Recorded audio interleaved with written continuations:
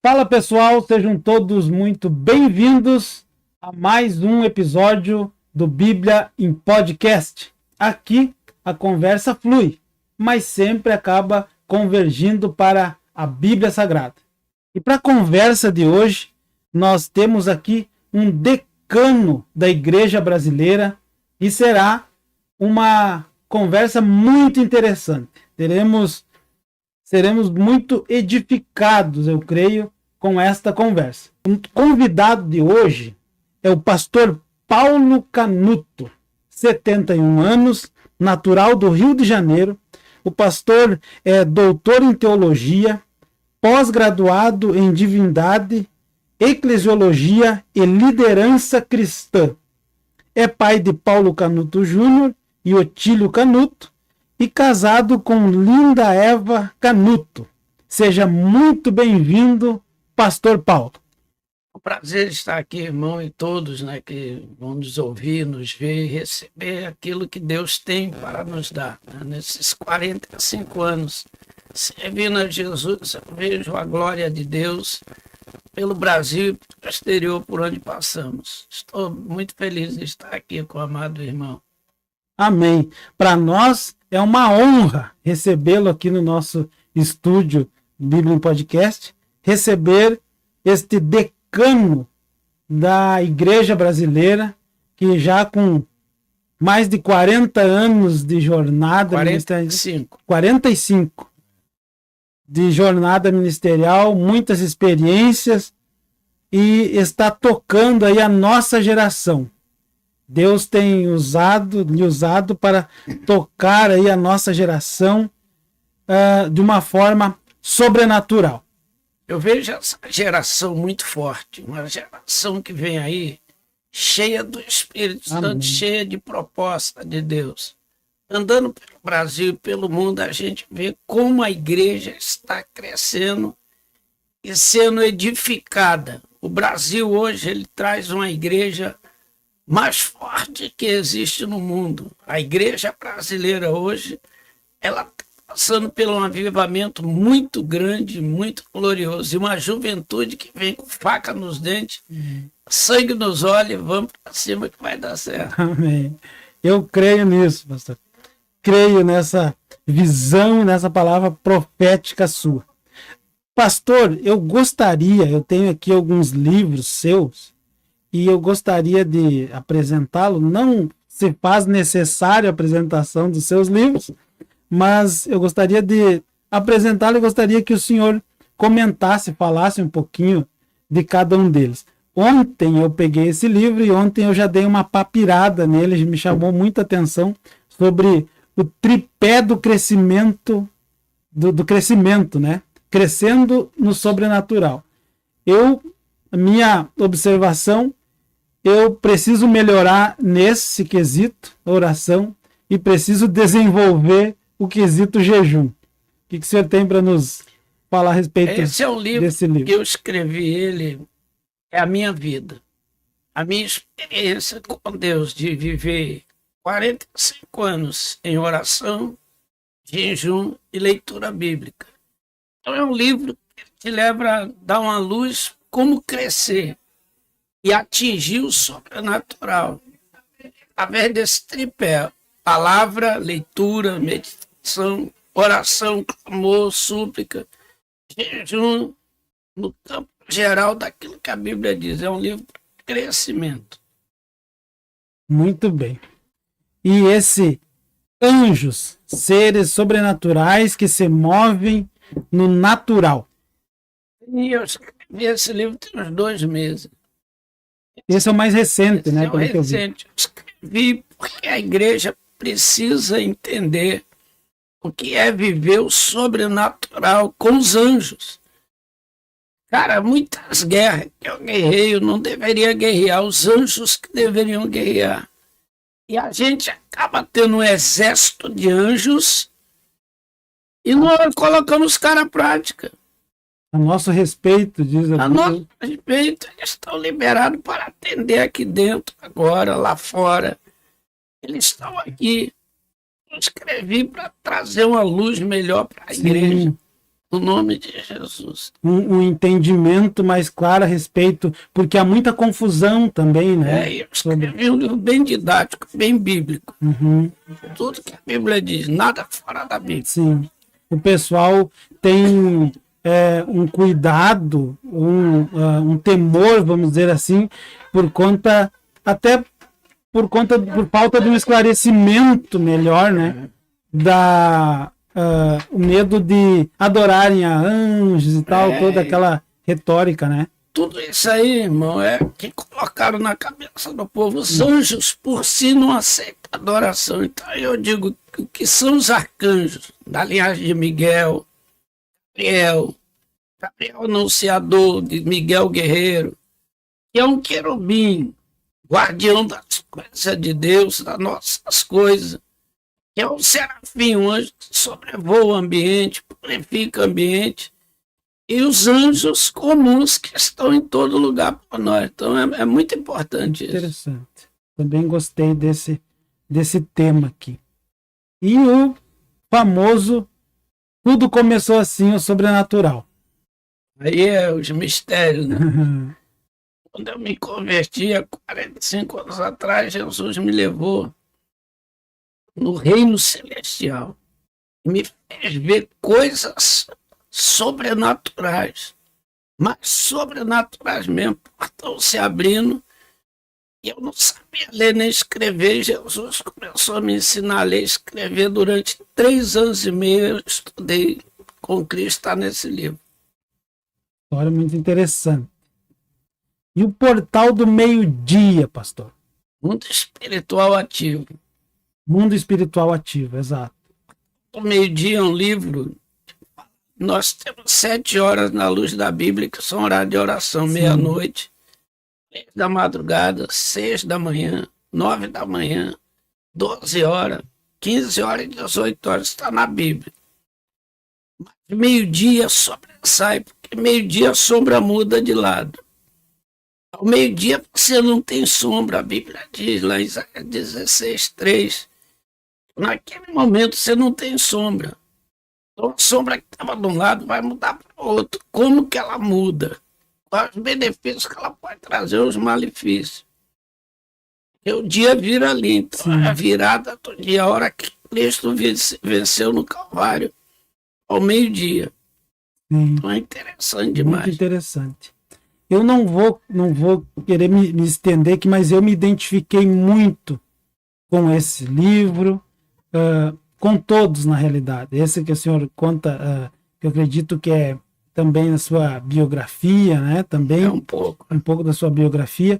Por quê, pastor? Como eu vinha lhe falando no caminho, eu tinha uma mãe que era uma heroína da oração. E ela orava em alguns momentos do dia.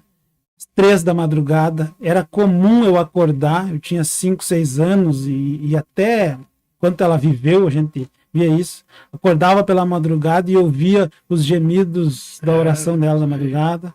Meio-dia, chegar em casa, ela tirava um tempo para orar. Esses horários que o senhor falou, isso me chamou a atenção. Eu não quero me estender nisso porque não sou eu o foco, é o senhor. Mas por isso que eu me identifiquei muito. Ele nasceu meio-dia, eu estava na Itália, em Palermo, na ilha da Sicília.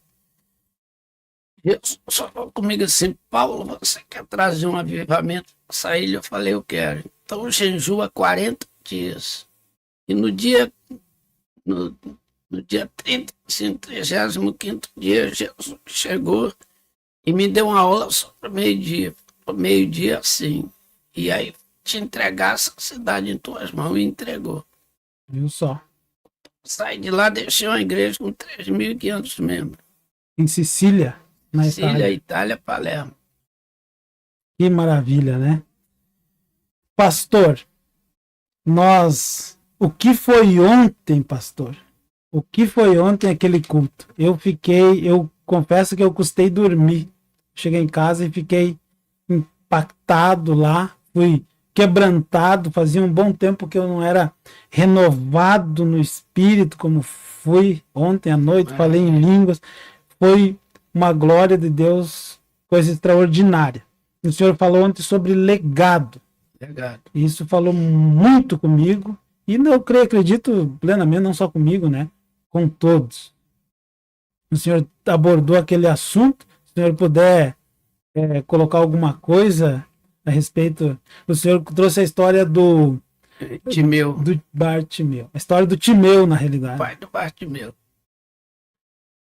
Ali é uma coisa que, assim, eu lendo a Bíblia, no meu jeito de ler, eu vi lá Timeu. Bartimeu, filho de Timeu. Para pesquisar a história e saber quem era aquele cara. Timeu. E descobri que ele era um general, comandante do exército de Israel, estava alocado em Betel. Mas era um homem muito justo, muito íntegro e de muita fé. E doutrinava a família na palavra de Deus. Então esse cara deixou um legado. O legado restaurou o filho dele. Deixou a família abençoada na terra. Então é muito importante isso. Muito interessante. Falou muito conosco lá sobre legado. E também a história, né, do Timeu, muito interessante. Que veio nos agregar aí no conhecimento da história do Timeu. Pastor, eu gostaria que o senhor falasse um pouco sobre como foi a sua conversão, a sua experiência da conversão. Eu vivi minha vida no Rio de Janeiro, 24 anos, eu nasci numa família pobre do Rio de Janeiro, da Baixada Fluminense. Meu pai era um cara muito violento. E minha mãe, uma mulher muito cristã, cheia do Espírito Santo. Minha mãe dizia, desde que eu pequenininho, miudinho, minha mãe dizia que eu ia ser pregador do Evangelho, que Jesus me chamou dentro do ventre dela, mas eu não entendia isso. Porque Deus casou a minha mãe com meu pai é violento e minha mãe cheia do Espírito Santo. Então aquilo foi me trazendo indignação, odiando, me separando de Deus, né? Não cria mais em Deus. E com 11 para 12 anos eu entrei nas drogas. E as drogas me levou para a vida do crime. Droga, assalta banco, líder de quadrilha, né? Gerenciando morros na Baixada Fluminense. Mas minha mãe não desistiu da oração, do clamor. Ela dizia todos os dias que me via: você vai ser cheio do Espírito Santo. Eu dizia para ela: eu sou filho do diabo, eu não creio em Deus. Para mim, Deus não existe. Se teu Deus existisse, não seria a mulher que é, magra, doente, e nem se casaria com o homem que você diz que é meu pai. Era uma guerra. Sim. E nem teria o filho que tem, que é bandido. A minha mãe, ela olhava para mim e dizia: Paulo, escuta o que eu vou te dizer. Primeiro, não importa se você crê em Deus ou não, importa que eu creio. Segundo, de dentro de mim nem saiu gerado filho do diabo. Ser pregador do Evangelho. Então tudo começou por aí. Ela profetizava sobre a sua vida. Liberava a palavra profética e dizia: eu e a minha casa serviremos ao Senhor. E hoje toda a casa da minha mãe serve ao Senhor. Que maravilha. O senhor, pelo que eu sei, o senhor teve até em centro de recuperação. Quando deu a chamada, né? Uhum. Jesus falou comigo numa roda de bandido. Eu ouvi uma voz do céu dizendo: Paulo, eu não te fiz para andar neste caminho. Levanta-te e vai para onde eu te mandei. Na hora eu fiquei em pé e as armas ficaram no chão. Isso foi dia 28 de abril de 79. As armas ficaram no chão e eu fiquei em pé. E não tive mais capacidade de raciocinar o crime, o assalto. Eu era líder do grupo. Não tive mais, aquela voz me ativou. Sim. E eu larguei as armas no chão, virei as costas e fui embora. E a rapaziada me chamou ainda para meu apelido era PPP e tal. Cara, eu falei, tô abortando essa parada e fui embora. E não tinha como voltar, como você volta pra comunidade. É difícil. Sim, sim. Eu fui pra casa da minha mãe, encontrei ela lavando a varanda, brinquei com ela, ela falou bem assim, hoje é o dia D. O Espírito Santo que me revela que hoje é o grande dia da minha vida. Naquele dia eu fui para Maringá, no Paraná. Na cidade de Maringá, e entrei numa casa de recuperação para drogado e ali começou o processo.